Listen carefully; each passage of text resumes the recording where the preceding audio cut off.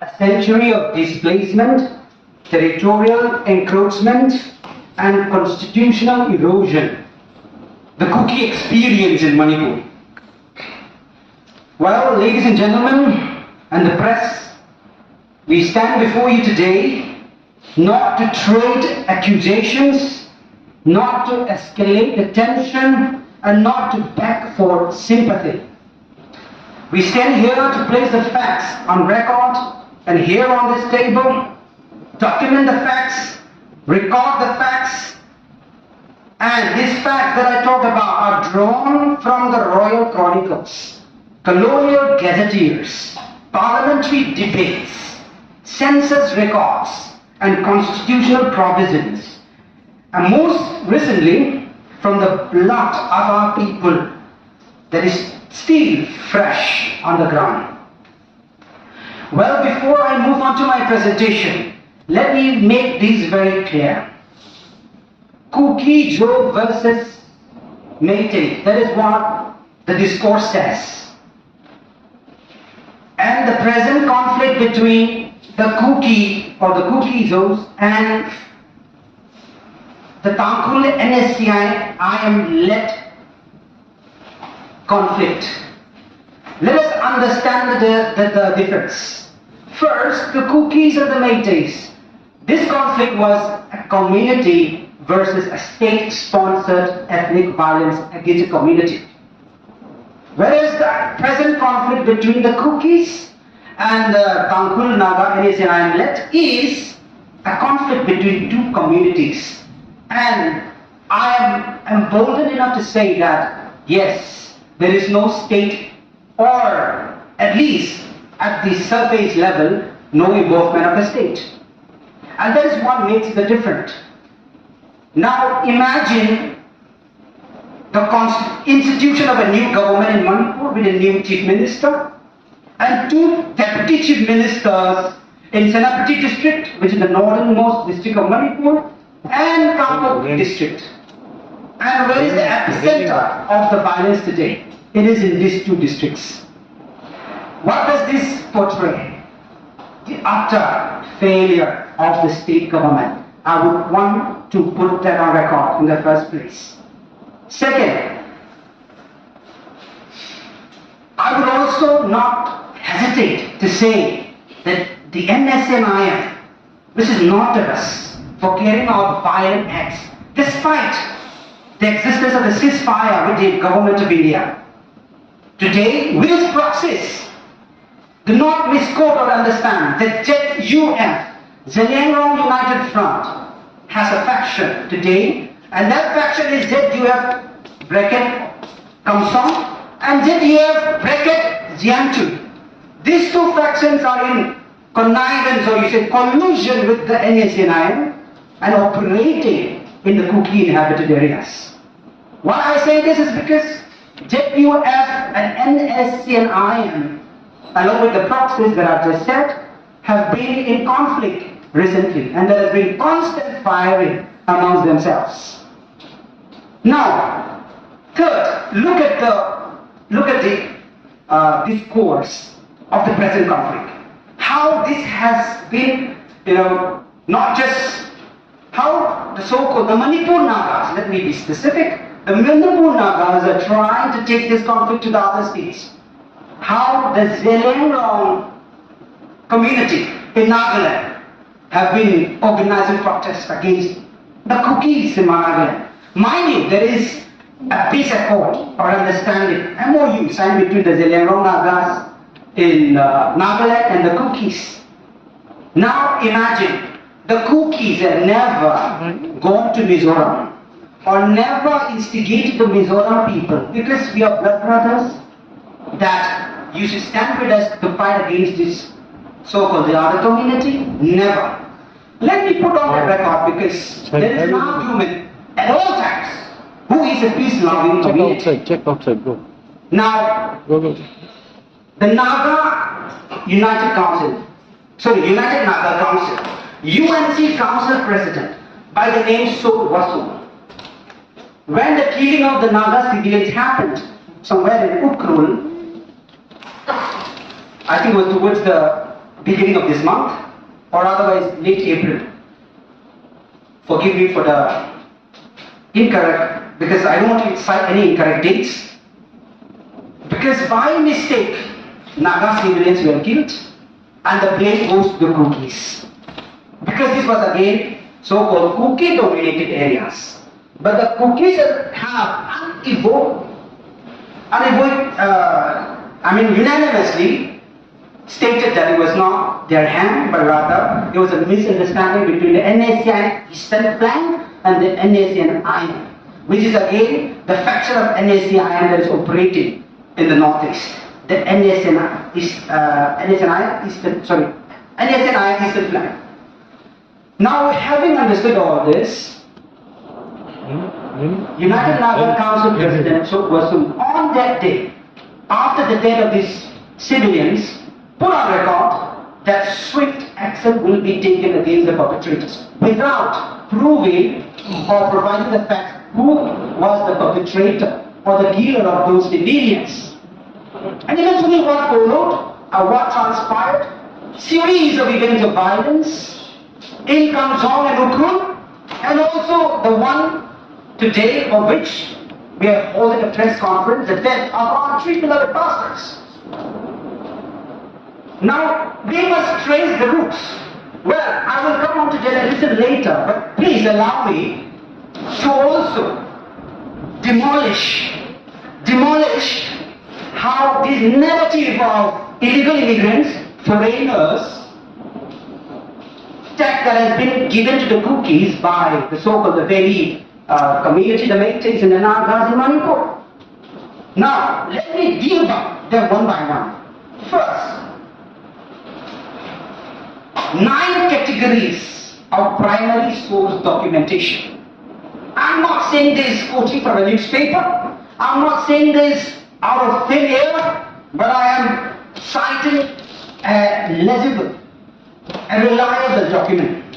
First, you have the Taranathas, History of Buddhism, the Sri Rasmala Royal Chronicle of Tripura, the Chaitharol Kumbaba Royal Chronicle of Manipur, the Gazetteers of Manipur, 1886, Z.A. Gearson Linguistic Survey of India, the Proceedings of the Indian Historical Records Commission, Colonial Census Reports spanning 1881 to 1951, and military operation records of the British collectively establish one thing beyond dispute.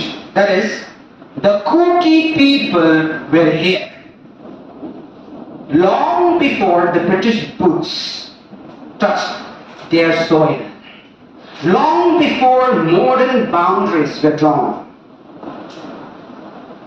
Therefore, I can boldly say that the Kukis are never immigrants, illegal immigrants, or migrants, or foreigners, or illegal, or whatever name you call it today. We are never a colonial invention. We are, in fact, truly the indigenous community and the people of this country and this state called Manipur today. Supporting us through prayers and through various other means, and it is quite overwhelming. The condolences and the comforts, consolations that comes from around the world. Whoever knows, whoever had acquaintance with my father, the comfort, everything was so overwhelming, and we are so glad to have so many people around us to support us during this time of grief. Of course, it is a great loss. Not just for the family, and not just for the churches that where my father served, especially in particular the Tamil Baptist Association in India. But I would like to say that it is a loss for not just for a particular community, but it is a great loss for the whole country, as it lost a son,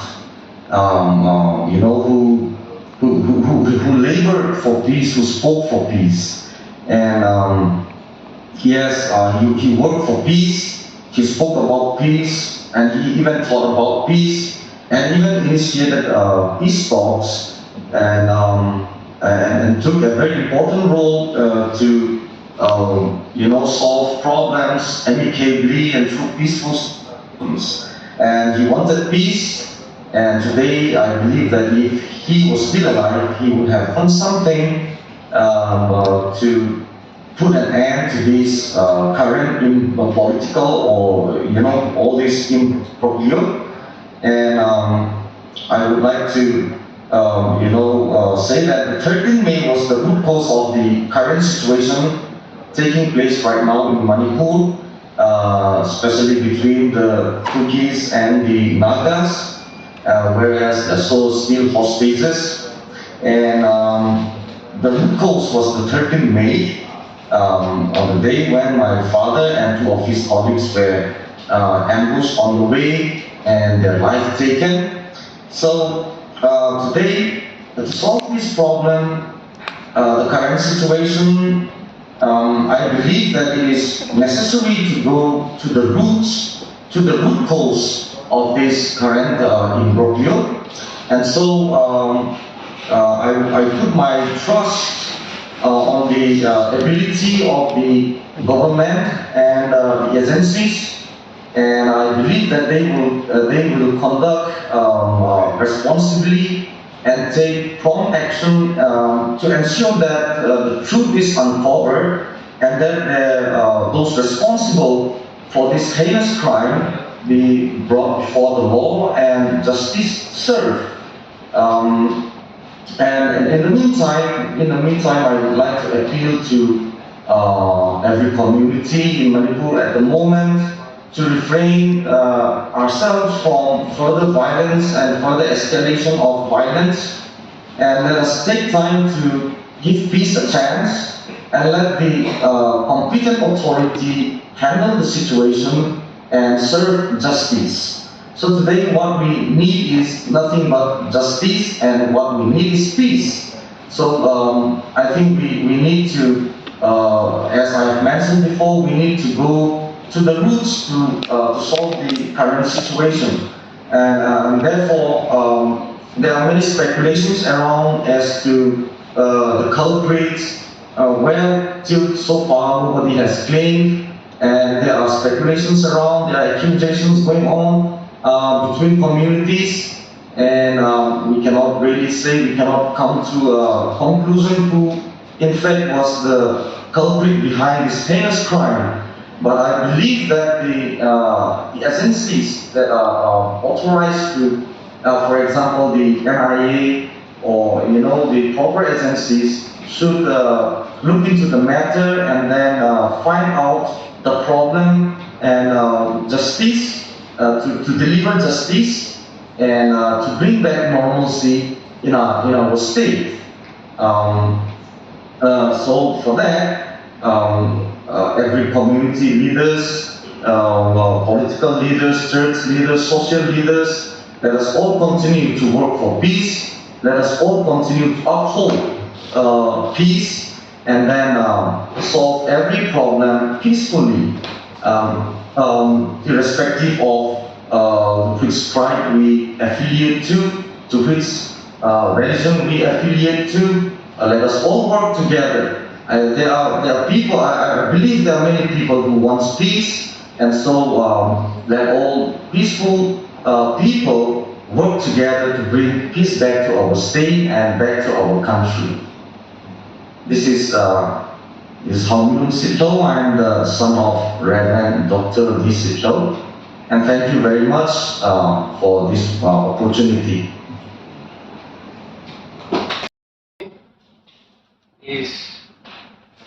One is twofold. One is to seek justice towards the pastors who were mercilessly murdered, not for any reason. So it is a vengeful murder. And the other is to address fallout, the political and the social fallout resulting from this issue. By now, many of us are fully aware, after 3 years have gone by, about what happened to Manipur post 13 May 2023. So, the 2023 episode, or the conflict or configuration between the Meiteis and the Kukis resulted basically on the pretext of tribal reservation. That was one of the most contending headlines that has been, or that has been going in the news. So both the tribal groups, there is the Kuki and the Nagas. So Manipur is a tribal ethnic, ethno-ethnic region, so to speak. So we have the hills, topographically the hills, and then the plain. So the hills of Manipur is mainly dominated by the so-called the Nagas and the Kukis. And by constitutional provisions, and they have been given ST recognitions, scheduled tribe recognitions, which is enshrined in the Constitution of India to provide jobs and other beneficiaries to the underprivileged tribes or groups in the country and also in Manipur. So by the logic of the 2023 configuration behind this ST reservation, ideally the Kukis and the Nagas, because they were victims, they have the same common goal, that is to preserve and then work together for the ST rights. So everyone around feels that the Kukis and the Nagas, by settling in the hills and also by this constitutional reservation, they all come together. But what we have learned is that that was not the case at all. So in the initial period, the attack was solely between committed by the plain militants or outfits or whoever anti-communal forces, let's put it that way, against the Kuki innocent living in far away. And once the driving away of the Kuki from the plains was completed, then the plain and the hills became separated, meaning that neither the Kuki can go in far nor the Meiteis can come to the hills. But the relationship between the two tribal groups, there is the Kukis and the Nagas, were by and large peaceful, in the sense that there were no much trouble living between the two groups. But as time passed by, that is where I wanted to come about the political forum. So what we outsiders, especially mainland Indians, we would expect that, okay, you say tribals, there are tribals everywhere in India, so the tribals in Manipur should have come together. Those tribals are bound by the same tribalness and also being from the same religious group. So most tribals are Christians. So by that logic, so if you bring the logic at play, so they should be working together for the betterment of the political rights and the tribal rights. But gradually, as the time passed by, we have been witnessing from the perspective, also from the ground evidence from the Kuki side is there. Some of our fellow Naga tribals from Manipur. Naga is quite a very large ethnic group. They are spread in many parts of North India, but mainly those some Naga groups in Manipur, they started, say in the opinion or in the view of the Kuki, they started instigating Kuki villages and kind of. And there is where the problem started. But the view from the Kuki side is that, okay, we should try all means to live together or to find amicable solution with our fellow Nagas. So we have many communalities, as I said here. So in no ways the Kuki wanted to be in confrontation with the Nagas. Is the opinion of many Kukis present here and also elsewhere. Community leaders, my brothers and sisters. Today, we stand here, we gathered here, not merely as representatives of a community, but as a human beings carrying deep pain, grief, and concern for justice and peace. My topic, as Esther had put in, is justice for the slain and freedom for our hostages.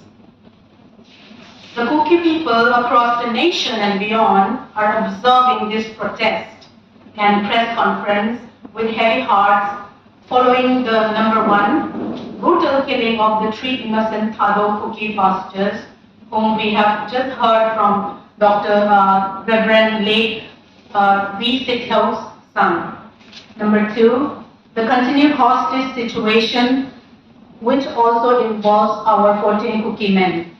And #3, and the incessant attacks on Kuki villages, which is still going on.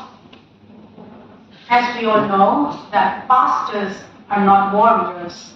They are the shepherds of peace, prayer and compassion.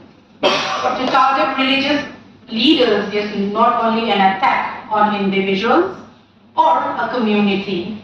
It is an attack on humanity itself, on faith, and on the very values of civilization. We strongly condemn these barbaric acts in the clearest possible terms. We also raise our collective voice today for the immediate and safe release of the 14 Kuki men who continue to remain in captivity till today. Their families are living in everyday fear, uncertainty, and helplessness. No mother should have to wonder whether her son will return home. No wife should have to wait endlessly for the news of her husband. And no children should have to grow up in trauma because justice has failed them. At the same time, our village continues to face repeated attacks, threats, and intimidation. So innocent villages are being forced to live in constant fear, while many continue to suffer displacement, insecurity, and emotional scars that cannot easily heal. Yet, despite everything, we are here today not to spread hatred. We are here to demand justice.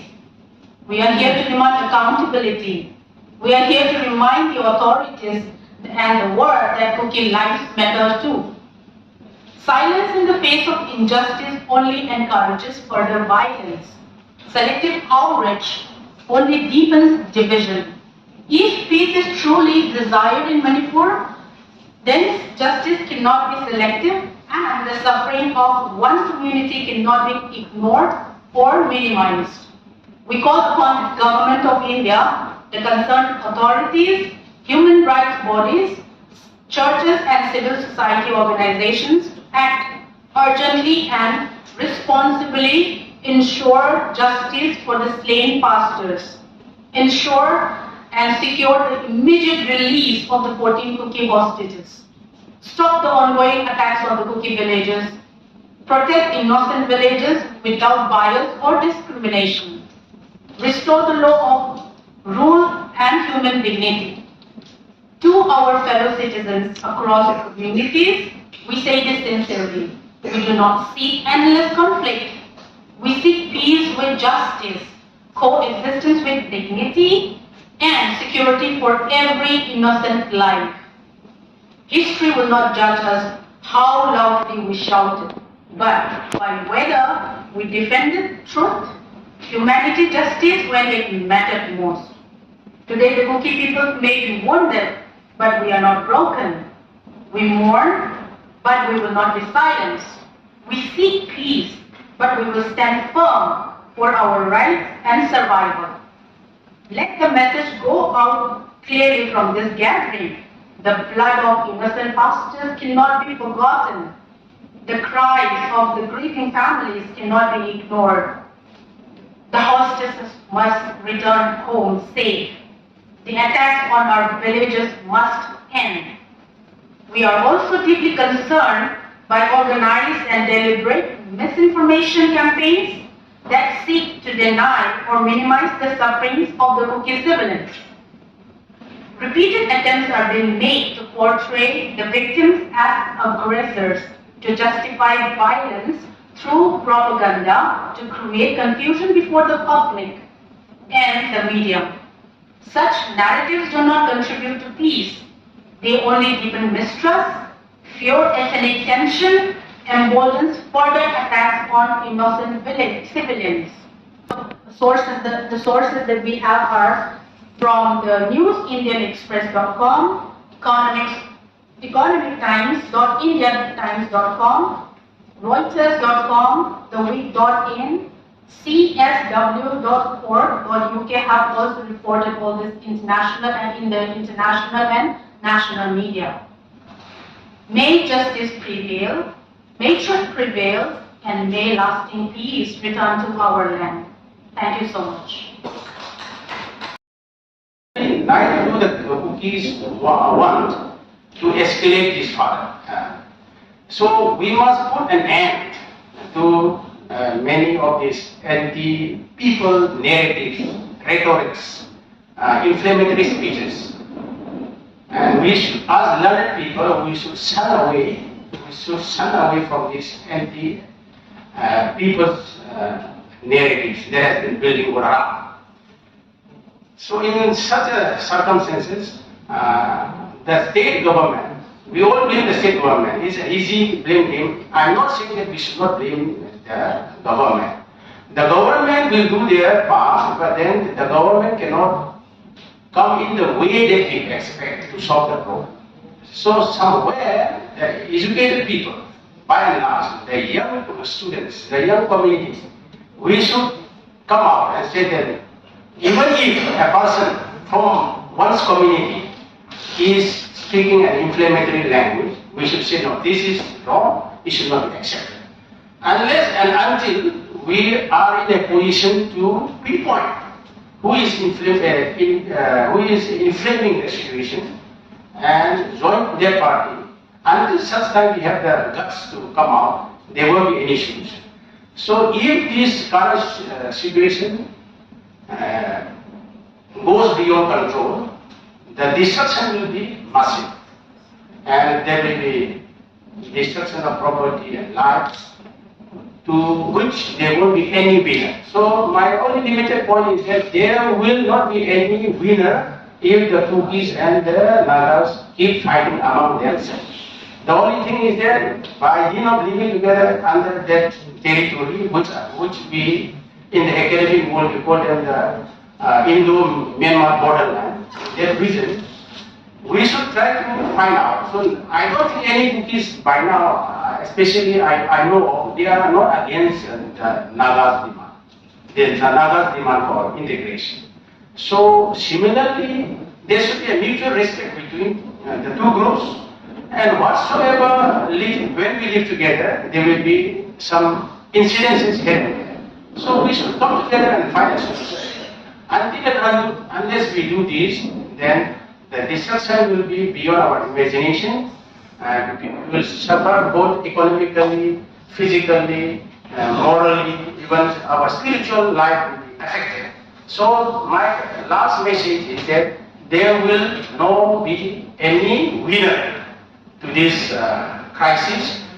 The sooner we realize the destruction we are about to embark upon us, the sooner we realize, the better. And the later we realize, that will be more grievous for us. So with these few words, I have to conclude my short speech. Thank you. Thank you so much, sir. And to Is very simple. If the employment students and students are qualified and there is a health care, everything is in place, then the people have less time to statutory administration. And secondly, if there is any, crime being done, then you have to have a surveillance by the drones. Now these are the drones are the natural ingredients of the surveillance from the air, and they can pinpoint the person who is making such. Because this surveillance, you are a border state, and like in Punjab and in Europe, this surveillance by drones has become an essential part. Have you ever asked the administration to hold the healthcare, employment, because it is a state subject. They have to give you the, tourism, hotel industry, and many other activities can be done. And if you want your state to be tourism friendly, then most of the things are done by the state administration. How far your state is doing all these things, and your surveillance is done by Thank you.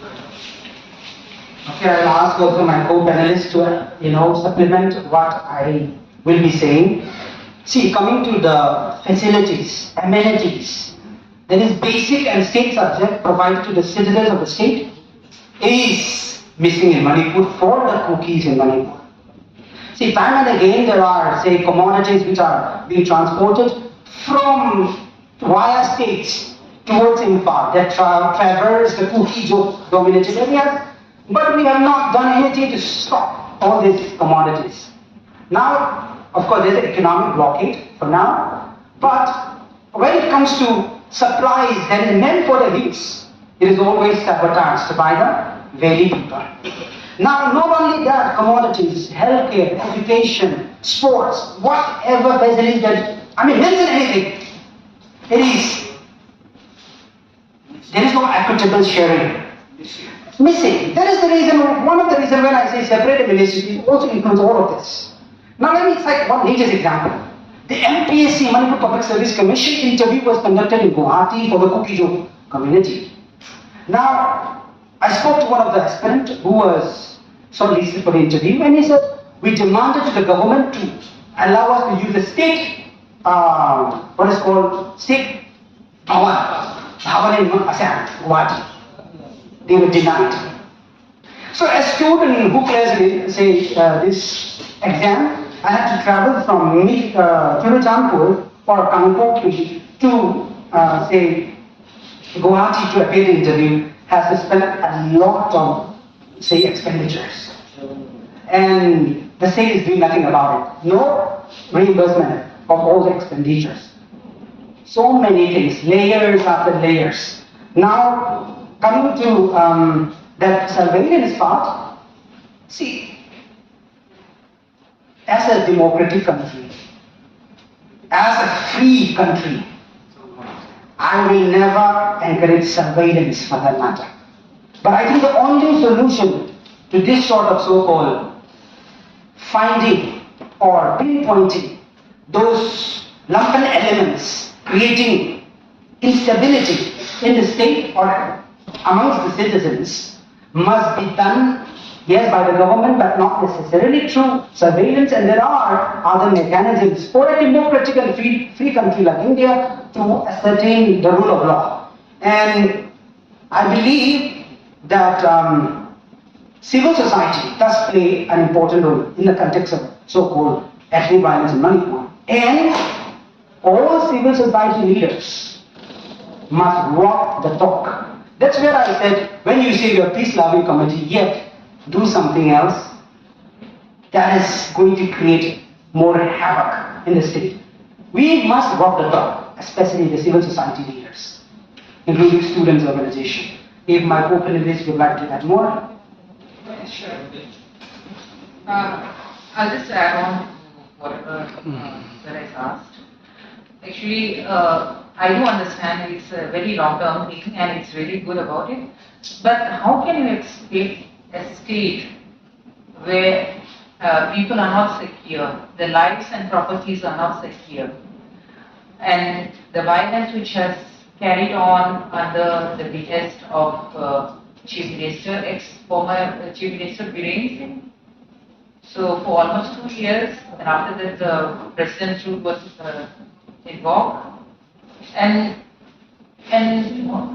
what do you think about a community which is embroiled in violence, or a state which is embroiled in violence?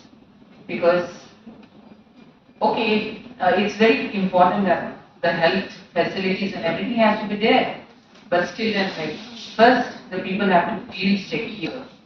They have to know that, okay, their lives and properties are secure, it's being protected as citizens of the state, as citizens of the country. And one thing the previous question the person on the media have asked about the Kuki-Zo people demanding the separate administration. I think there's one question in which you should ask, the media should ask, is that it's already 3 years. Have the 10 of the Kuki-Zo MLAs have even sat in the assembly for the past 3 years in Imphal? So if the MLAs are not secure and if their lives cannot be protected, what do you think about the common people? So this is the reason why the common people have been affected. And this is how can you protect more than 7 lakh people, almost like 7 to 8 lakhs people, when you cannot protect the 10 MLAs who have the privilege of getting all the police convoys and everything? If their lives cannot be protected, then what do you think? What is the last solution? What is the solution for that? So I think you cannot linger on like this, and you cannot put the lives of the common people at stake. I think this is what the media has to ask. And your participation. Meaningful dialogues can only occur when people are willing to listen, reflect, and engage with the society, in the society, sorry. As the saying goes, and also like some of our speakers have quoted, silence becomes complicity when injustice is allowed to speak unchallenged. So to end my speech, I would like to say, may today's discussion serve not as an end, but as a beginning and a step towards greater awareness, understanding, and finally deliverance of justice for the people oppressed. Thank you.